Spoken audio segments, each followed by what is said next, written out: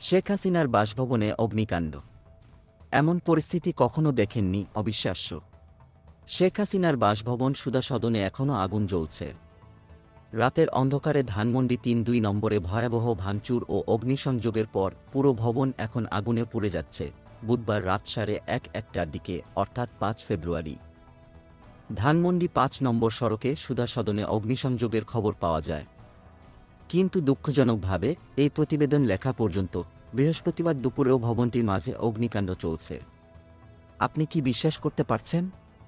এমন পরিস্থিতি, নিরাপত্তারক্ষীরা জানিয়েছেন, রাতে এই আগুন দেওয়া হয় এবং দ্রুতই এটি পুরো ভবনে ছড়িয়ে পড়ে।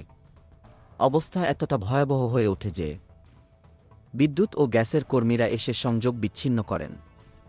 সুধা সদন যেন এক আগ্নেয়গিরিতে পরিণত হয়েছে। ফায়ার সার্ভিসের ঢাকা কন্ট্রোল রুমের মোবিলাইজিং অফিসার খালেদা ইয়াসমিন জানিয়েছেন, রাত ১:০১টার দিকে সুধা সদনে আগুন লাগার খবর পেয়ে তারা ঘটনাস্থলে যেতে পারেননি এবং সেই সময় তাদের নিরাপত্তা ব্যবস্থা ছিল না। আরও চাঞ্চল্যকর বিষয়, শেখ হাসিনা গণভবনে যাওয়ার আগে সুধা সদনে থাকতেন। কি হতে পারে এর পিছনের রহস্য? জুলাই মাসে গণঅভ্যুত্থানের সময় ভারতে পালিয়ে যাওয়ার পর শেখ হাসিনা গত রাতে নিষিদ্ধ ঘোষিত ছাত্রলীগের ফেসবুক পেজে ভাষণ দেন। সেই রাতেই ধানমন্ডি ৩-২ নম্বরে ভাঙচুর ও অগ্নিসংযোগ ঘটানো হয়। এবার কি সত্যি আগুনের ঘটনায় কোনো রাজনৈতিক উদ্দেশ্য রয়েছে? সবাই এ ঘটনায় স্তম্ভিত।